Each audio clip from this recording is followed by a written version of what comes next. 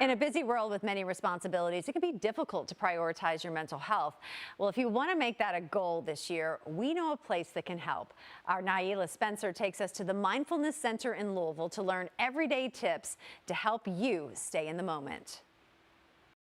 Being in a new year, one conversation a lot of people are talking about is the idea of mindfulness and prioritizing their mental health. So we are here at the Mindfulness Center in Louisville, Kentucky with the founding director, Megan Bayless-Bartley. She's going to tell us all about these ideologies. So excited to be here. This room is very zen, by the way. Thank you. I'm so happy to be here with you. Thank you. So first question, how can people be more intentional about their mental health this year? Yes, so I have three takeaways for the audience. One would be to do a routine task differently. I love neuroscience, so anything we can do to kind of create that neuroplasticity.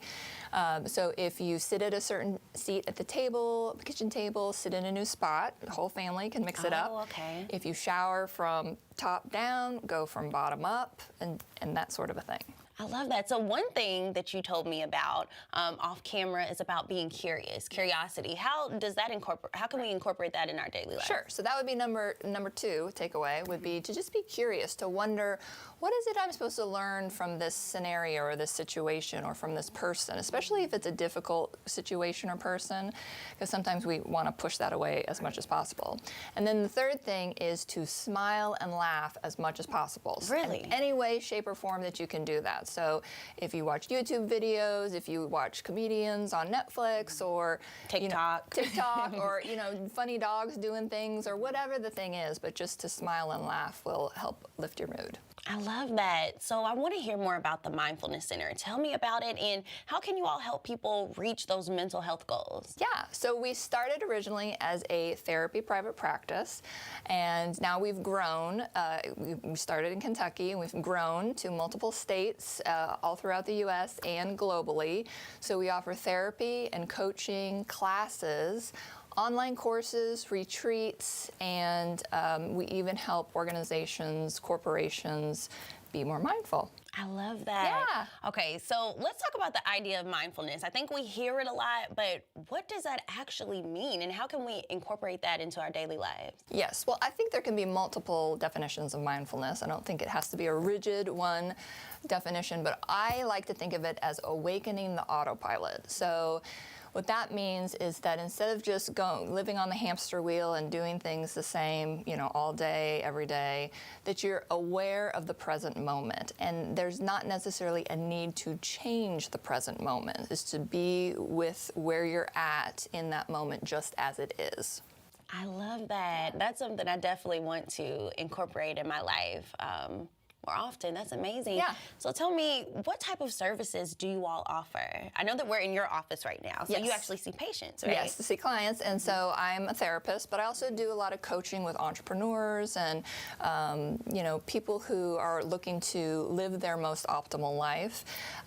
So yes, therapy, coaching, classes, online courses. We have a podcast now. Yes, let's talk about that. Yeah, so it's the SOS podcast, and people can go online and find it on our website. But it's Rob Giltner and I just talking about our stuff and how we have shifted our stuff and how we can help other people shift themselves too. Shifting perspectives, seeing things from new perspectives, that's really what it's about. That's amazing. So for clients that are in state or out of state, what kind of services can you offer for them? Are they able to tune in as well? Yeah, so we have licensed professionals in multiple states, so we can offer therapy in multiple states, but we also do some coaching and they can participate in classes. The retreat, we have a Napa Valley retreat in January every year, and we've done retreats across the world, so there's all sorts of opportunities for people to And you have learn two more. books. You have two books. I have two books. They're on Amazon. One is a sleep book at bedtime for parents to read to kids. Really, it's about helping the parents be more calm at bedtime, which will help the kids be more calm. It came out of my need with my own daughter to help her go to bed. And then this latest one is on Amazon now called Reset, and it is 6 powerful exercises to help people focus on what works for them and release what doesn't. Oh, I love that. That Yes. sounds like a great Yes. read. So if people are wanting to get connected with you or connected with the Mindfulness Center, what's the best way to do that? So on our website, mindfulness-center.com, and I'm offering for WHAS watchers that there'll be a special page /WHAS where they can find more information about what we talked about here today. And then on social media, we are at Rainbow of Options. Oh, I love that. Tell me about that. So that at name. So the Rainbow of Options in mindfulness, we try to move away from a black and white thinking, that it's either or, good or bad, right or wrong, and move towards a rainbow of options, because when we have more options, we feel less stuck. And so, if we choose one option and that doesn't work out, we have multiple options we can go to from there. I love that. Well, thank you so much for being with us today. Thanks for having me. One of your goals is to eat healthy and get active. Coming up, we're going to take a look at 2 businesses to keep you on the right track.